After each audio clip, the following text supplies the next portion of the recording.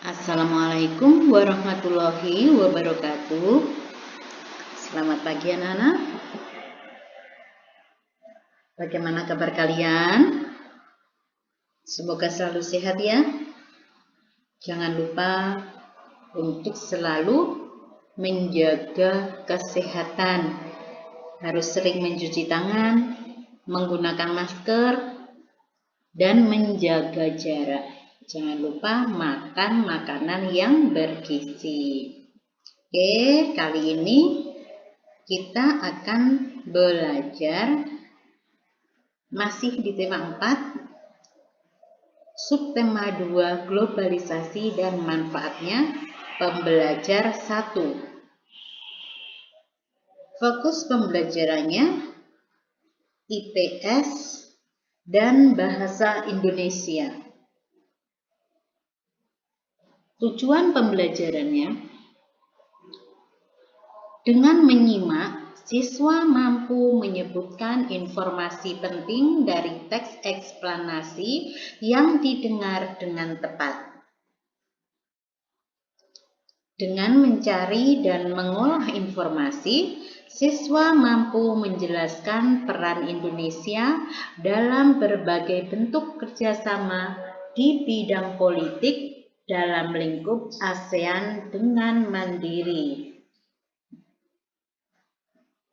Setelah mencari dan mengolah informasi, siswa mampu menyajikan informasi tentang peran Indonesia dalam berbagai bentuk kerjasama di bidang politik dalam lingkup ASEAN dengan sistematis.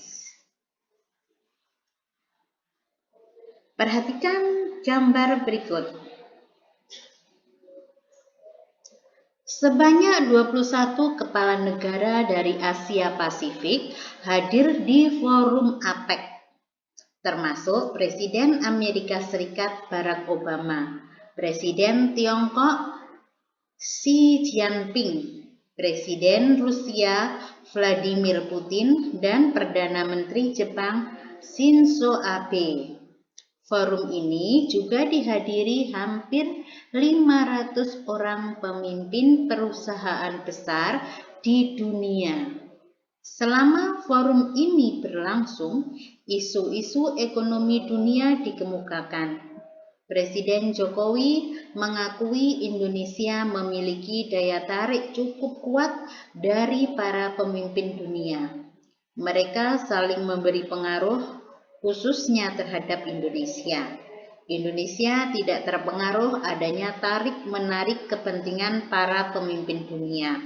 Indonesia bersikap dalam posisi di tengah dan menempatkan politik luar negeri bebas aktif sebagaimana amanat konstitusi.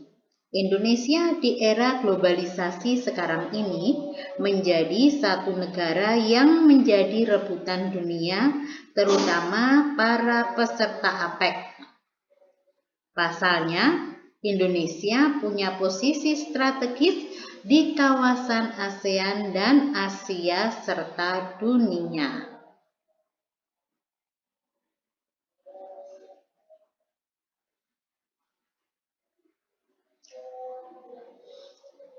Simaklah bacaan berikut. Tolong didengarkan baik-baik ya. Bahasa Indonesia dinilai layak jadi bahasa ASEAN. Bahasa Indonesia dinilai layak menjadi bahasa ASEAN karena merupakan bahasa dari negara dengan penduduk yang besar. Bahasa Indonesia berasal dari negara dengan penduduk sekitar 250 juta, seharusnya bisa menjadi bahasa ASEAN. Kata guru besar Tetap Bidang Linguistik Universitas Mataram, Profesor Dr. Mahsun MS, di gelar wicara internasionalisasi bahasa Indonesia di Universitas Negeri Jakarta, Kamis. Menurut Mahsun, bahasa Indonesia memang hanya memiliki 90.000 kosakata, tetapi mempunyai strategi gramatikal untuk menciptakan kata baru, sehingga bahasa Indonesia merupakan bahasa yang kaya. Misalnya dari kata hati banyak dikembangkan menjadi mata hati, jatuh hati, patah hati, dan lainnya. Atau dari kata anak berkembang lagi menjadi peranaan, kekanaan, kanak-kanak, dan sebagainya. Jelas mahsun. Pada kesempatan yang sama, budayawan Indonesia Frans Magnus Suseno atau akrab disapa Romo Magnis menilai bahasa Indonesia layak menjadi bahasa global. Dalam bahasa Indonesia, kita bisa ungkapkan apa saja. Jadi, masuk akal kalau bahasa Indonesia diakui di ASEAN. Bahasa Indonesia itu sempurna, tidak kaku, dan bisa berkembang, ujarnya. Oleh sebab itu, ia menyayangkan semakin banyak generasi saat ini yang merasa lebih percaya diri menggunakan bahasa Inggris sebagai bahasa utama ketimbang menggunakan bahasa Indonesia. Bagi saya, mengherankan orang Indonesia pakai bahasa Inggris di rumah. Kemampuan bahasa Inggris cukup dipelajari sebaik mungkin sebagai bahasa asing. Saya dukung orang kita bisa bahasa asing, bisa maju, tetapi kalau bahasa Indonesianya sebagai bahasa ibu diganti, rasanya kosong karena tidak menyentuh ke hati. Jelas Romo Magnis yang belajar bahasa Indonesia sejak tahun 1962 itu.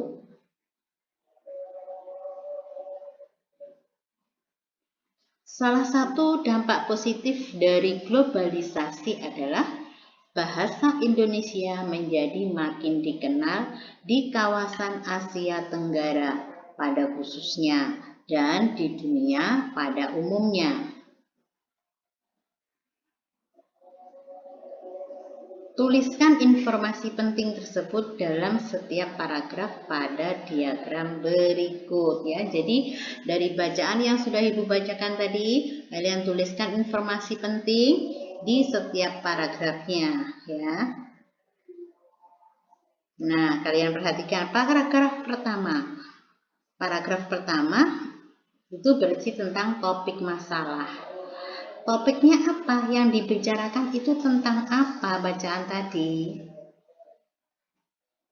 Topiknya adalah bahasa Indonesia layak menjadi bahasa ASEAN karena berasal dari negara berpenduduk terbesar. Nah, lanjut ke paragraf 2. Paragraf 2 ini berisi tentang deret penjelas ya.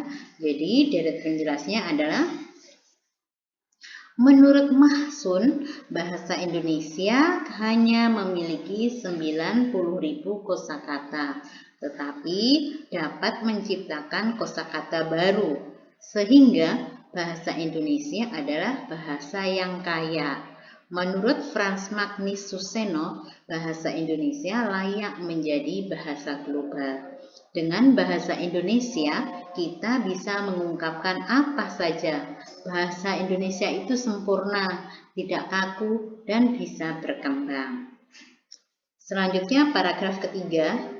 Paragraf ketiga dan paragraf kedua sama, ya, berisi tentang deret penjelas.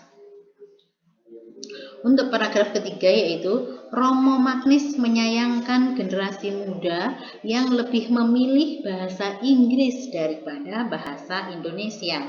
Romo mendukung orang Indonesia bisa bahasa asing, tetapi jika bahasa Indonesia sebagai bahasa utama diganti, rasanya kosong. Sekarang lanjut ke paragraf 4. Paragraf 4 berisi tentang simpulan dan pesan atau pendapat pribadi penulis. Jadi simpulannya adalah menguasai bahasa asing itu boleh, tapi jangan sampai mengganti bahasa Indonesia sebagai bahasa utama. Bagaimana posisi dan peran Indonesia di bidang politik dalam kerjasama dengan negara-negara di wilayah Asia Tenggara?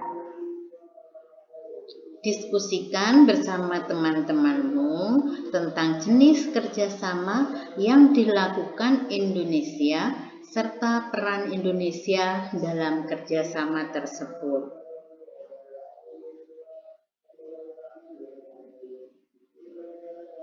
Iya, jawabnya adalah Indonesia sudah melakukan bentuk kerjasama dalam bidang budaya. Jika bahasa Indonesia menjadi bahasa ASEAN, bahasa Indonesia akan menjadi budaya di negara-negara anggota terkait hal komunikasi. Carilah informasi lain tentang kerjasama di bidang politik antara Indonesia dengan negara-negara anggota ASEAN.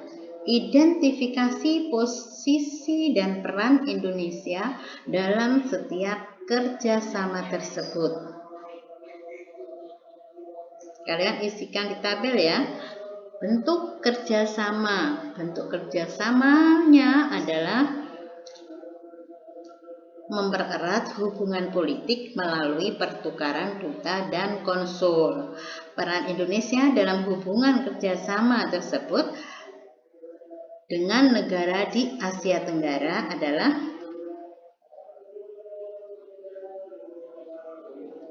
mengirim duta dan konsul ke negara anggota ASEAN. Bentuk kerjasama yang lain yaitu menciptakan stabilitas politik. Peran Indonesia dalam hubungan kerjasama tersebut adalah menerima dan memfasilitasi duta dan konsul dari negara anggota. Bentuk kerjasama yang lainnya yaitu mengadakan perjanjian ekstradisi. Peran Indonesia dalam hubungan kerjasama tersebut adalah ikut serta dalam mengendalikan dan menyelesaikan konflik yang terjadi di negara anggota. Oke, untuk hari ini kita belajarnya sampai di sini. Selamat belajar, harus tetap semangat. Wassalamualaikum warahmatullahi wabarakatuh.